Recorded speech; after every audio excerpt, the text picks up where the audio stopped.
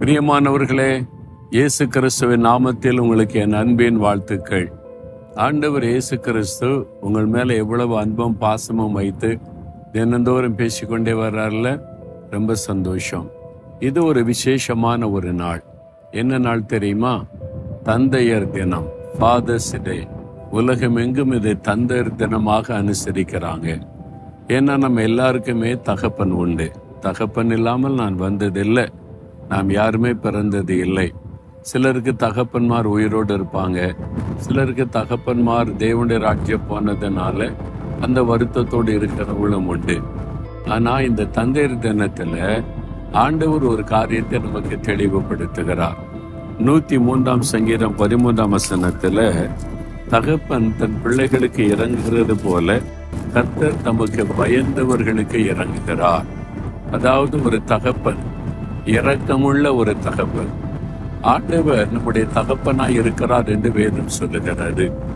நீங்க வேதத்துல வாசிக்கும் போது இயேசு கிறிஸ்து பற்றி சொல்லப்பட்ட அந்த வார்த்தையில அவர் நமக்கு நித்திய பிதா, என்றென்றைக்கும் நம்முடைய தகப்பனாய் இருக்கிறவர் என்று வேதம் சொல்லுகிறது. ஒரு தகப்பனை போல நம்மை நேசிக்கிறவர், நம்மையில இரக்கம் காட்டுகிறவர். அதனால தான் ஆண்டவர் சிலரை பாருங்க, மகளே உன் பாவம் மன்னிக்கப்பட்டது என்பதாய் சொன்னார்.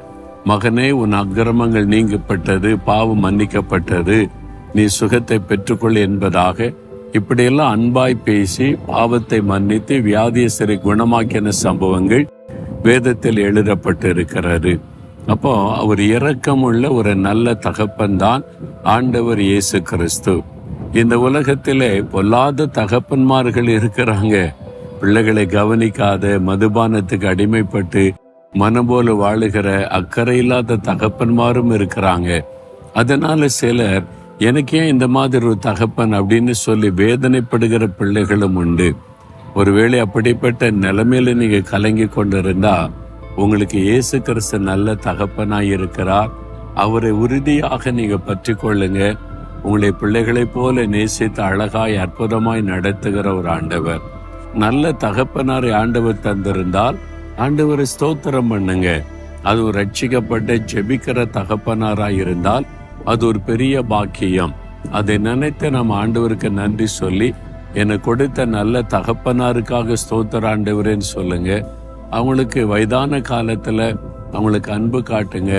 அவங்க செய்த நன்மைக்கு பதில் நன்மை செய்யுங்க. அது உங்களுக்கு ஆசீர்வாதம் என்று வேதம் சொல்லுகிறாரு. யாரையும் அற்பமாய் எண்ணி விடாதுங்க. ஒருவேளை ஒரு சூழ்நிலையில உங்களை கவனிக்காம இருந்திருக்கலாம், பாவத்துக்கு அடிமைப்பட்டதுனால உங்க மேல பாசம் காட்டாம இருந்திருக்கலாம். அவங்க ரட்சிக்கப்பட நீங்க ஜெபம் பண்ணுங்க. அவங்க ரட்சிக்கப்பட்டுட்டு அவங்க மேல ரொம்ப பாசம் காட்டுவாங்க. நான் பார்த்திருக்கேன். ஒரு சமயம் ஒரு சின்ன ஸ்கூல்ல படிக்கிற மகள் தகப்பனார் குடிச்சிட்டு வந்து மனைவி அடிக்கிறது, பிள்ளைய அடிக்கிறது. அதனால எனக்கே இப்படி ஒரு தகப்பன் அப்படின்னு சொல்லி செத்து போயிடலாம்னு தோணுமா. எல்லாருக்கும் எவ்வளவு அருமையான தகப்பன்மார் இருக்கிறாங்க அப்படின்னு சொல்லி தகப்பனாரை குறித்த அன்பும் இல்லை, பாசமும் இல்லை. ஒரு நாள் அவர் ரட்சிக்கப்பட்டார், ஆண்டவர் தொட்டார், வாழ்க்கை மாறின உடனே ரொம்ப அன்பாய் மகளை கவனிக்க ஆரம்பித்த உடனே எனக்கு எவ்வளவு நல்ல ஒரு தகப்பனை ஆண்டவர் தந்திருக்கிறான்னு மகிழ்ச்சி அடைந்தாளாம். அந்த மகள் சாட்சி சொல்லும் போது அவருடைய முகத்தில் அவ்வளவு பெரிய பிரகாசம். எங்க அப்பாவும் என்னை நல்லா வச்சுக்கிறாங்க, கவனிக்கிறாங்க என்பதாக. சில சமயம் பாவ அடிமதனத்தில் இருக்கும் போது அவங்க அப்படி நடந்து கொள்ளுவாங்க. ஆனா இயேசுவால ரட்சிக்கப்பட்ட மாற்றம் அடையும் போது உங்க மேல அன்பு காட்டுவாங்க. அதனால உங்களுடைய தகப்பான எந்த நிலைமையில இருந்தாலும் அவரை நேசிங்க, அன்பு காட்டுங்க, அவருக்காக செபிங்க. அது உங்களுக்கு ஆசீர்வாதம். தகப்பன்மாராய் இருக்கிறவங்க ஆண்டவரை மாதிரி இரக்கமுள்ள தகப்பனாய் நடந்து கொள்ளுங்க. பிள்ளைகள் மீது அக்கறை காட்டுங்க, அவங்களை அன்பாய் வைத்துக் கொள்ளுங்க. எல்லாவற்றிற்கு மேலாக நீங்களும் இயேசுவை தகப்பனாய் ஏற்றுக்கொள்ளணும்.